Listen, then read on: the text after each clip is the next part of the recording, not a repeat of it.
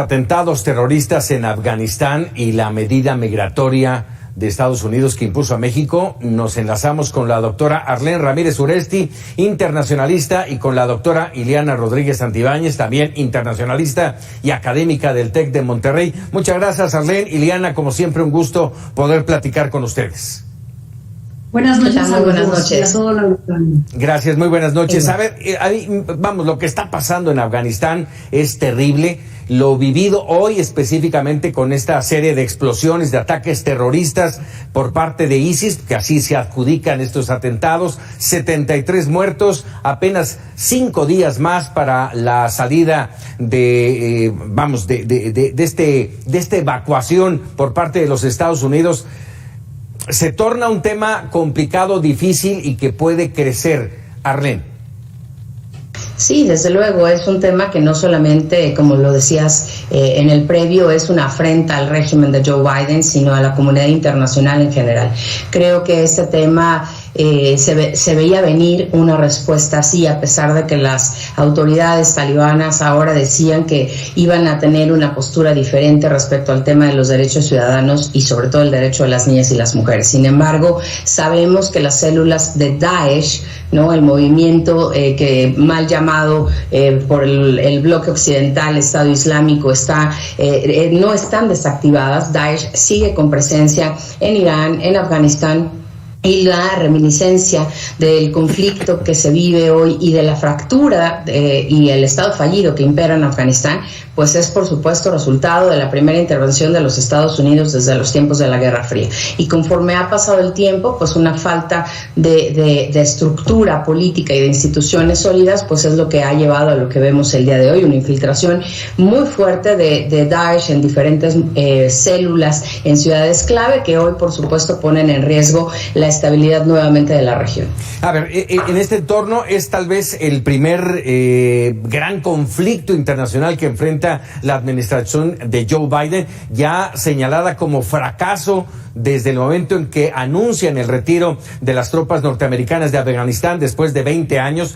¿Cómo tomar esta consideración? ¿Es verdaderamente un fracaso, Ileana? Sí, sin duda, sobre todo desde el punto de vista económico. Con estudios de la Universidad de Harvard y de Brown, se puede observar que el gasto militar en estos 20 años, que fue mediante financiamiento, recordemos que en el pasado, contra la guerra, por supuesto, Corea y Vietnam, el dinero fue prácticamente en cash, es decir, salió de las arcas del Tesoro de los Estados Unidos, pero esta guerra en este caso fue financiada. Así es que si consideramos que estas universidades han dicho que el gasto militar supera los $2 billones, el financiamiento que se va a requerir para pagar es el interés, el puro interés producto de este financiamiento se va a pagar hasta el 2050, donde se habrá elevado de $2 billones a prácticamente $6 billones solo en intereses. O sea, es una guerra que es un fracaso para los Estados Unidos por los resultados, porque no pudo erradicar, sí disminuyó, pero no erradicó el terrorismo en la región, y además un costosísimo presupuesto para efectos de llevar esta guerra fallida en Afganistán. Así es que sin duda un gran fracaso. Angela Merkel, canciller de Alemania, ha sido llamada también por el Parlamento alemán para prácticamente rendir cuentas y ver cuál puede ser la estrategia futura en este tipo de conflictos y no repetir lo que ahora ha ocurrido con Estados Unidos y los aliados por esta guerra preventiva nacida por la caída de las Torres Gemelas y en el afán de precisamente disminuir el terrorismo, acorralando a su principal líder en ese momento, que fue Osama Bin Laden, que dirigía Al Qaeda, que se fragmentó y que se debilitó, pero que no se erradicó, Francisco. Déjame, a ver, hoy en su mensaje el presidente Joe Biden fue enfático, insistente en decir: los cazaremos y los haremos pagar, no seremos amedrentados por terroristas. Pero hace apenas unos días el mismo presidente Biden decía: responderemos de inmediato, y no ha sido así. ¿Qué podemos esperar, Arlene? Bueno, pues justamente creo que un cambio de estrategia y sobre todo la definición clara de una política exterior que hasta este momento ha sido ambigua. No hay que perder de vista que la situación pandémica alrededor del mundo ha cambiado el escenario global y que por supuesto esta situación de crisis y de gran tragedia humanitaria que estamos viendo en Afganistán también tiene un componente bastante complejo por el tema de los recursos que, como decía la doctora, pues tendrán que ser redirigidos ahora en el caso de los Estados Unidos, no solamente para generar empleos y para contener la pandemia, no, sino para ahora reestabilizar la región. Una de las cosas que podemos esperar en los siguientes días, pues será, por un lado, el desencuentro del presidente Joe Biden con grupos que estaban totalmente en contra de las operaciones militares y que justamente él llega al poder además con un discurso, ¿no?, de movilizar recursos y agilizar la economía de los Estados Unidos para la reconstrucción y la regeneración de empleos, pero también de temas sanitarios. Y hoy, pues obviamente el cambio totalmente, y vemos pareciera un discurso como bien señala la doctora, muy al estilo de aquel momento trágico de las Torres Gemelas en donde se inicia una guerra contra el terrorismo. Creo que esto genera mucha especulación, bastante incertidumbre, y lo que podremos esperar sobre todo será un mensaje pues ya finalmente de posicionamiento de la política exterior. Ya se había tardado un poco el presidente Biden en tener un posicionamiento respecto a esta situación y a otras más en un área polvorín del mundo que sabemos que no está estabilizada, a pesar de que Donald Trump se esmeró muchísimo en afirmar que ya estaba desactivada las células terroristas y que se había logrado finalmente la pacificación de la región. En este entorno, pregunta para tanto para ti, Arlene, como para ti, Ileana, inicio contigo. ¿Qué futuro le espera a Afganistán? ¿Qué futuro le espera a los talibanes? ¿Y qué futuro tiene ISIS-K, el Estado Islámico? Bueno, en este momento el panorama es desolador, porque además del saldo económico que deja esta guerra para Estados Unidos, los aliados y la región, sin duda también, y como dice la doctora Uresti, el tema de pérdidas de vidas, 42,000 civiles en esta guerra, 66,000 soldados afganos en contra de 10,000 por parte de Estados Unidos, donde la numeralia dice que son prácticamente 6,000 soldados del lado estadounidense y 4,000 contratistas, es decir, empresarios y personas que estaban desarrollando la infraestructura dentro de Afganistán. Además de, por supuesto, esos saldos tan negativos, lo que encontramos es un caldo de cultivo muy negativo, porque si bien es cierto, Estados Unidos ocupa 20 años el territorio para limitar el terrorismo, no se genera ninguna construcción de democracia. Es una falacia señalar que Estados Unidos llegó allí para generar condiciones democráticas, llegó para combatir y reducir al terrorismo. ¿De dónde venía Afganistán? Afganistán en los 90 venía todavía con las reminiscencias de la influencia de la entonces Unión Soviética, y es en los 90, prácticamente 96 al 2000, que los talibanes tienen el gobierno, y viene toda esta etapa de la Sharia en su comprensión mucho más radical, con la limitación de todas las libertades.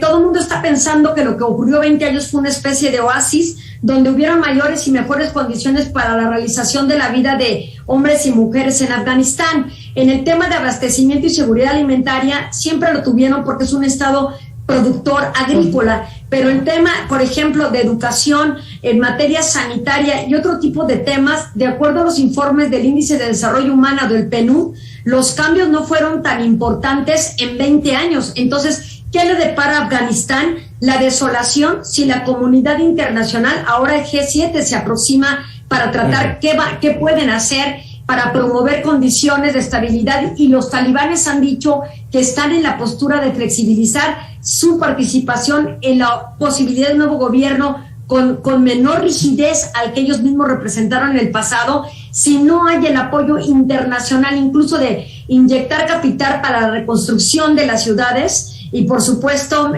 la promoción de mayores condiciones para la vida, educación y demás. Sí me parece que el futuro de Afganistán seguirá siendo el que se enmarca en todas las estadísticas de Transparencia Internacional en temas de estados frágiles, enmarcado dentro de los últimos lugares como un Estado fallido, donde es un caldo de cultivo negativo para la promoción de los grupos criminales, las tribus y mafias que se apoderan del poder y hacen lo que quieran, y por supuesto no poder erradicar el terrorismo. Recordemos que Afganistán es paso y gran productor, primer productor de opio y de heroína. Arlene, ¿compartes esta opinión? Sí, totalmente. Yo creo que una de las cosas que más ha afectado la situación en Afganistán y que ha agudizado ha sido justo esta mala tutoría o mala tutela que ha llevado justamente a la ausencia de instituciones sólidas en la región. Hay que recordar además que está el componente chino y el componente ruso. Justamente mencionaba la doctora el tema de las rutas de opioides, ¿no? Que hoy pareciera que no son relevantes, pero por supuesto que lo son. Igual en el caso de China y de Rusia, habrá que ver la respuesta que tienen frente a este posicionamiento de los Estados Unidos y sus aliados, ¿no? En esta respuesta.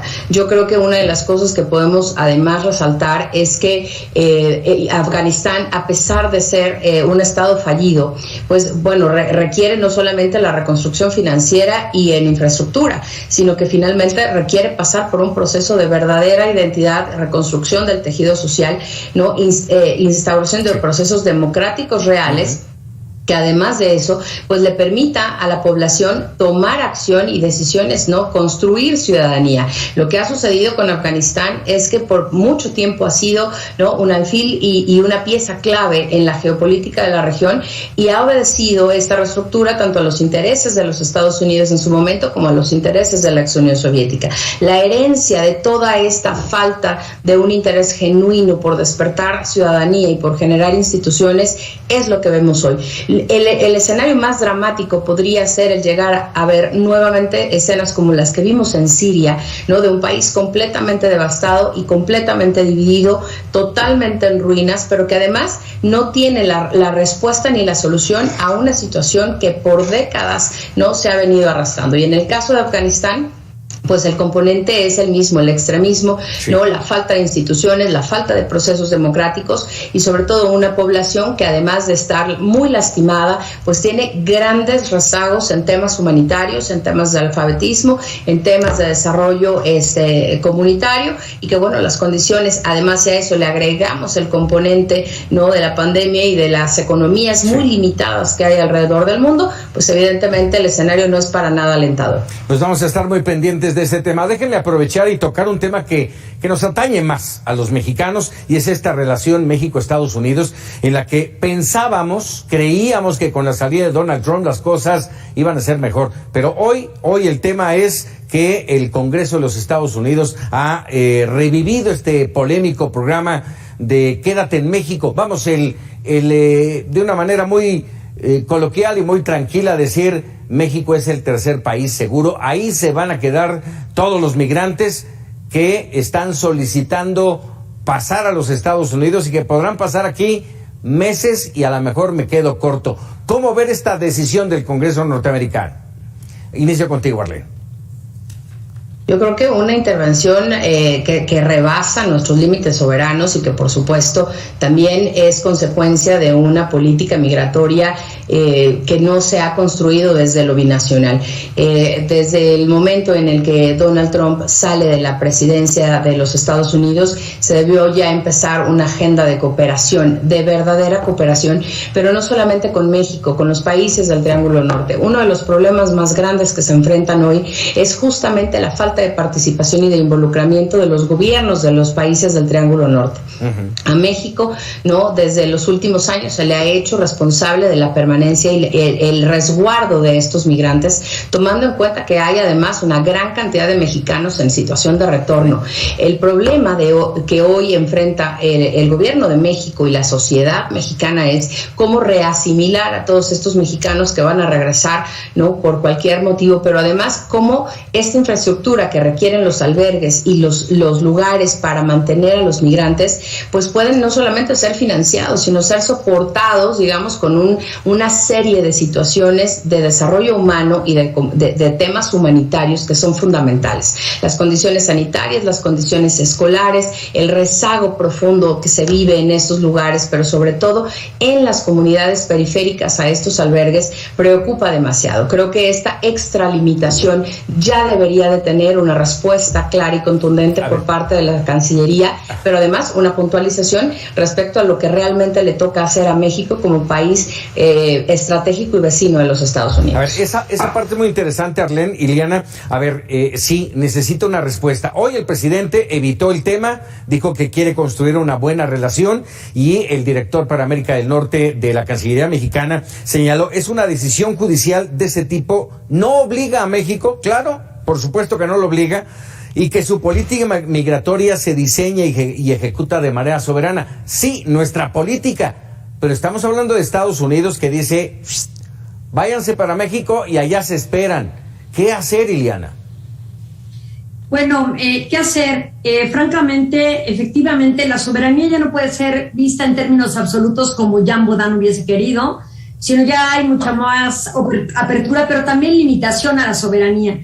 Y un tema que limita la soberanía precisamente son los flujos migratorios. En este sentido, lo que hay que decir es que cada estado tendrá que hacer lo que le corresponde. Estados Unidos está poniendo un límite para el ingreso y tratando de ordenar y regular, considerando temas de seguridad nacional, que también, por supuesto, dan evidencia de la fragmentación que tiene políticamente a Biden para soportar las decisiones que tenía desde su campaña. Se está enfrentando a situaciones donde incluso su propio grupo le está generando límites al poder a Biden. Ya comienza a tener tropiezos en esta gran aspiración de pensar que las cosas serían fáciles. Pero un elemento muy importante que no podemos descartar de los análisis es la incertidumbre económica y sus impactos sociales y culturales que está generando y generará los próximos años la pandemia a nivel global, con la interrupción de la cadena de suministros que disminuyen y merman en el intercambio comercial y, por supuesto, en la calidad de vida de los individuos, que hoy día, producto de la pandemia, generan también la acotación del término de un migrante ambiental, que ante la falta de programas sanitarios, olvidémonos del tema de los conflictos armados internacionales, no internacionales, la violencia, los maras, la inseguridad, todo lo que ya hay, sino el tema sanitario, que están también saliendo de sus países, estamos viendo eso, tratando de llegar a la frontera de Estados Unidos. Estados Unidos parece ser que ha hecho el cálculo de lo que esto puede tener en costos, no solamente políticos, sino también de seguridad nacional. Así es que delega esa responsabilidad a los estados que somos países de tránsito. Así es que México tendrá que medir bien sus siguientes pasos, considerando la política que Estados Unidos, el hermano mayor de México, está imponiendo para efectos de tener una ordenación y regulación de los visados, no solamente de asilo y refugio que pudiera llegar a dar en nuestro territorio, sino incluso los humanitarios como los que está dando en este momento. Iliana Rodríguez, Arlene Ramírez, enormemente agradecimiento por esta participación aquí en Mega Noticias. Muy buenas noches. Un gusto. Muy buenas noches, gracias por la invitación. Un gusto, doctora. Muchas gracias, Paco. Gracias, buenas noches. Un saludo. Hasta